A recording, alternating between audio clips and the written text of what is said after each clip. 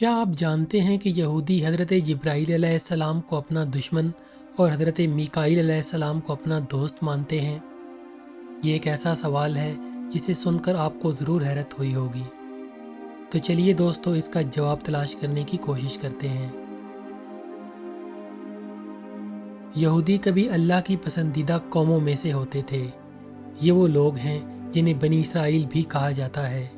انہیں بنی اسرائیل اس لیے کہا جاتا ہے کہ یہ یعقوب علیہ السلام کو ماننے والے تھے، اور اسرائیل یعقوب علیہ السلام کا لقب ہے۔ شاید مسلمانوں سے ان کی ازلی دشمنی کی وجہ بھی یہ ہے کہ وہ بنی اسرائیل کو باقی سب اقوام سے برتر تصور کرتے ہیں۔ مگر یاد رہے، اصل میں یہ وہ قوم ہے جس پر اللہ نے سب سے زیادہ لعنت بھیجی ہے۔ اس قوم نے حضرت یحییٰ علیہ السلام کا سر قلم کروایا اور حضرت موسیٰ علیہ السلام کو کہا تھا کہ جب تک وہ اللہ کو اپنی آنکھوں سے دیکھ نہ لیں ایمان نہیں لائیں گے۔ دوستو، یہودی مسلمانوں کو اپنا سخت دشمن تصور کرتے ہیں۔ اس کی ایک وجہ یہ بھی ہے کہ اللہ نے بنی اسرائیل کی قوم سے امامت لے کر مسلمانوں کو سونپ دی۔ اسی طرح یہ لوگ حضرت جبرائیل علیہ السلام کو بھی اپنا سخت دشمن تصور کرتے ہیں، کیونکہ وحی کے ذریعے جبرائیل علیہ السلام حضور اکرم صلی اللہ علیہ وسلم کو ان کی سازشوں سے آگاہ کرتے تھے۔ حضرت جبرائیل علیہ السلام کو جب یہودیوں نے اپنا دشمن کہا تو اس پر اللہ تعالیٰ نے سورہ بقرہ میں ارشاد فرمایا، یہ کہہ دو کہ جو شخص جبرائیل علیہ السلام کا دشمن ہے اس کو غصے میں مر جانا چاہیے۔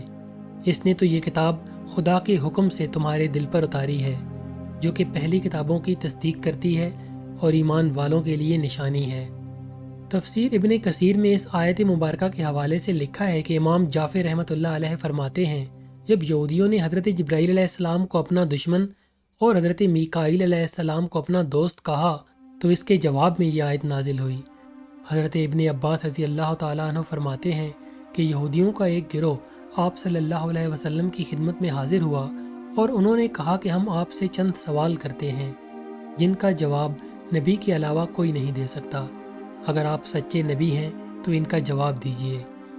نبی پاک صلی اللہ علیہ وسلم نے کہا، ٹھیک ہے، جو چاہو پوچھو، مگر وعدہ کرو کہ اگر میں جواب صحیح دوں گا تو تم اللہ اور اس کے رسول پر ایمان لے آؤ گے۔ انہوں نے آپ صلی اللہ علیہ وسلم سے وعدہ کیا اور عہد دے دیا۔ دوستو، صحیح بخاری میں لکھا ہے کہ جب یہودیوں کو ان کے سب سوالوں کے جواب صحیح مل گئے تو آخر پر انہوں نے کہا کہ تورات میں جس نبی کی خبر ہے اس کی نشانی کیا ہے اور اس کے پاس کون وحی لے کر آتا تھا؟ تو آپ صلی اللہ علیہ وسلم نے فرمایا کہ اس کی نشانی یہ ہے کہ جب اس کی آنکھیں سوئی ہوئی ہوں تو اس کا دل جاگتا رہتا ہے۔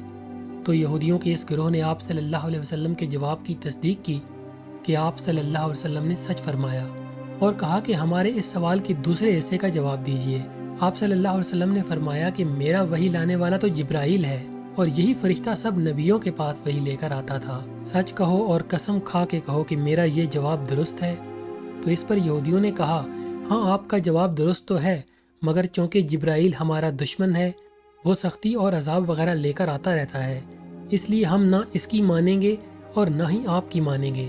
ہاں اگر آپ کے پاس حضرت میکائیل علیہ السلام وحی لے کر آتے جو کہ رحمت، بارش اور پیداوار وغیرہ لے کر آتے تھے اور ہمارے دوست بھی ہیں تو ہم آپ کی بات مان لیتے۔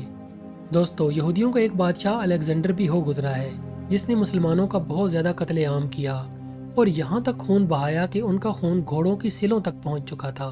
تب الیگزینڈر نے مغروری لہجے میں کہا تھا کہ بلاؤ اپنے نبی کو کہ وہ تمہاری مدد کرنے آئیں، جس پر سلطان صلاح الدین ایوبی نے قسم کھائی تھی کہ میں یہودیوں کو بھی اتنا ہی ماروں گا جتنا انہوں نے مسلمانوں کا خون بہایا، اور دوسرا میں الیگزینڈر کی گردن خود اپنی تلوار سے کاٹوں گا۔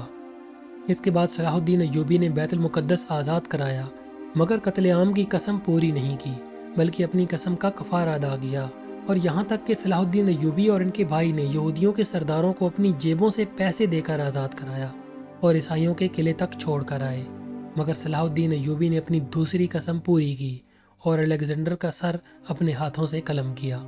دوستو، آج کی میری ویڈیو آپ کو کیسی لگی مجھے کمنٹ سیکشن میں ضرور بتائیے گا۔